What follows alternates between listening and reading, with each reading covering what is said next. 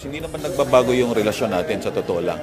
Siguro nagbabago lang sa extent of the support. Pero maaari niyang dumistansya ang Amerika pagdating sa usapin ng West Philippine Sea, di tulad sa pamumuno ni President Joe Biden na aktibo sa isyung ito. Paliwanag nito, nang maupo noon bilang Pangulo si Trump, hindi gaanong nakikialam sa isyu ng ibang bansa ang Amerika. Nung naunang pagpangulo ni President Trump, nakita na natin to, no? The US basically distanced itself from the world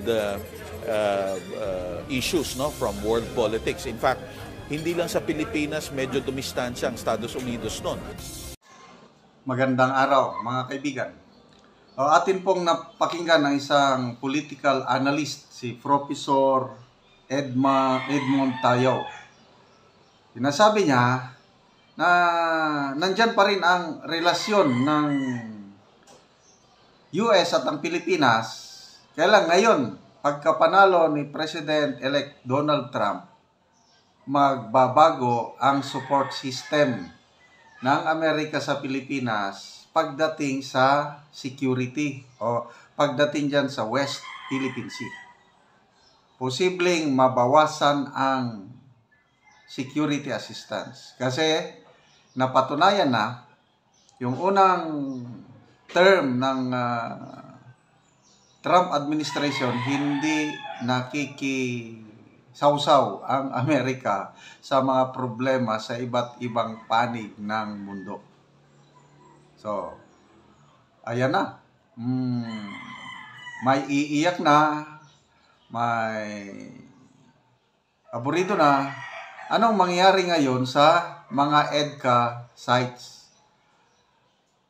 Ipo-pull out ba ang mga EDCA sites? Lalo na yung naidagdag na 4. Sa tingin ko, hindi naman siguro ipo-pull out. Kaya lang yung funding magbabago. Kasi kung nanalo si Kamala Harris, tuloy-tuloy yung funding ng mga EDCA sites, tuloy-tuloy ang pag-improve. Kasi gagamitin ng Amerika yan para sa paghahanda nila ng posibleng digmaan sa mga kapwa nila superpowers. China, Russia. Ito ngayon. Trump administration ayaw talaga ng giyera. Ang giyera lang na gusto ng Trump administration, negosyo. Kasi negosyante siya. Make America great again. Talagang lalabanan niya ang China pagdating sa negosyo. So, yun lang. So, biggest loser ang administrasyong ito, yung foreign policy, sige, okay pa rin yan. Nakadikit pa rin ang Marcos administration sa US government. Kaya lang, wag na nilang asahan na kagaya ng dati, yung maraming naipangako ang Biden administration. Ilan yun? $500 million daw. Pledges nila. Hanggang ngayon, wala pa tayong natatanggap doon sa $500 million. Hanggang pangako lang yun. Hindi katulad sa ibang allied countries ng US. Yung Ukraine, I think $60 billion. Ang Israel, mga nasa $20 billion. Ang Taiwan, $8 billion. Ang Pilipinas, pledge. Pledge. $500 million. Hanggang ngayon, wala pa. Ano ang kapalit ng pledge ng US sa atin? Yun, paggamit ng mga EDCA sites nga, libre. Walang karenta-renta. Loging-logi po ang taong bayan. Hindi katulad panahon ng Marcos Sr.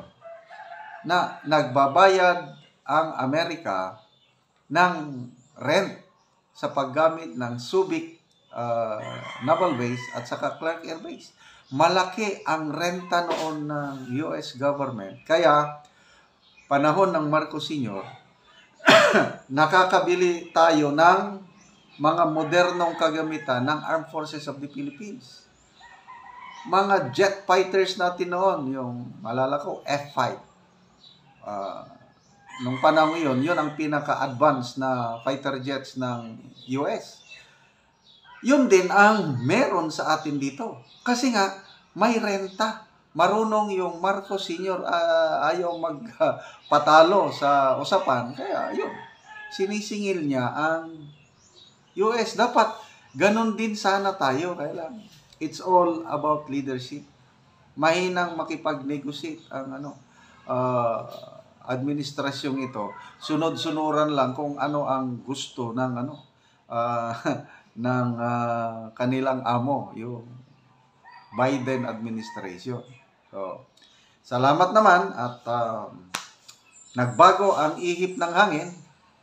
Nanalo ang Trump na ginipit nila ng gusto.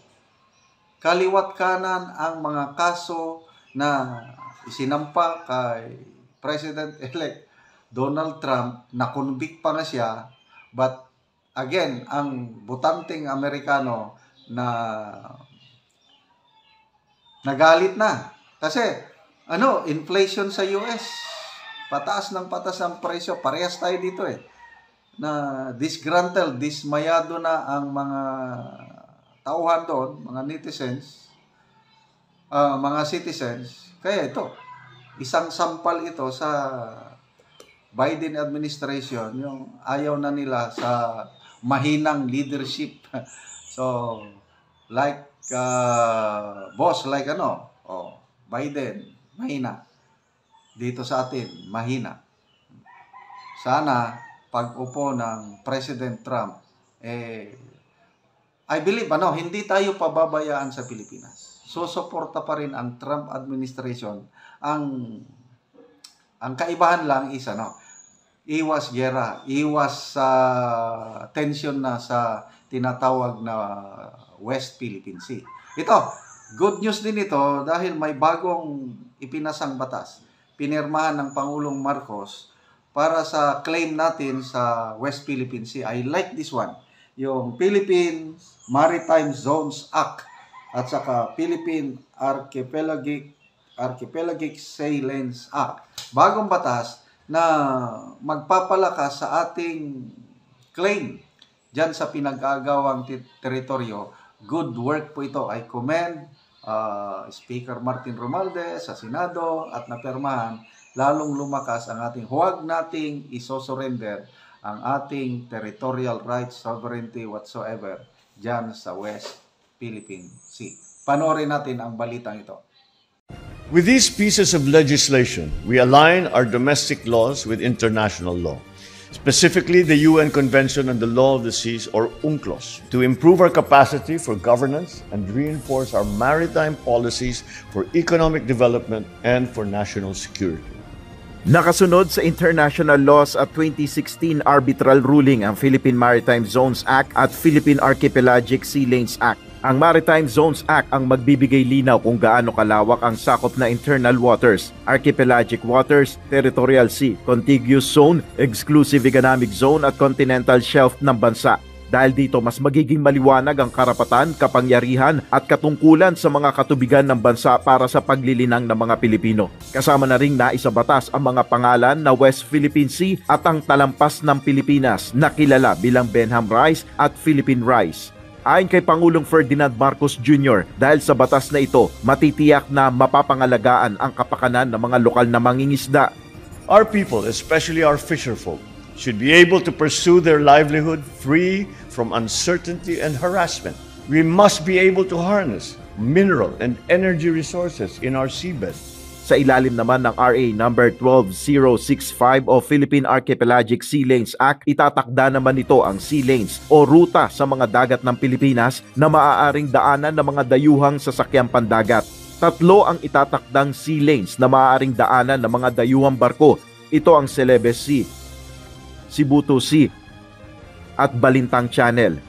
Sa pamamagitan naman nito, ayon kay Pangulong Marcos, matitiyak na hindi makokompromiso ang seguridad ng Pilipinas sa pagdaan ng foreign vessels. Ayon sa Department of Justice, mas magiging malinaw ngayon ang pagpapatupad ng batas ng Pilipinas sa mga karagatang sakop nito. So this would give clarity to the enforcement of our laws, especially in the West Philippine Sea, of course. Ayon kay National Maritime Council spokesperson Alexander Lopez, kailangan pang dagdagan ang assets ng bansa para mabantayan ang teritoryo nito. Our assets, we can actually implement that. But of course, we need to come up with more. Ayon kay Senator Francis Tolentino na principal author ng mga naturang batas, ito na ang implementasyon ng 2016 arbitral ruling. Kaugnay nito, maglalabas naman ng bagong mapa ng Pilipinas ang National Mapping and Resource Information Authority o NAMRIA, alinsunod na rin sa itinatakda ng batas na ito. Pero bago ito ilabas ay idadaan muna ito sa masusing konsultasyon.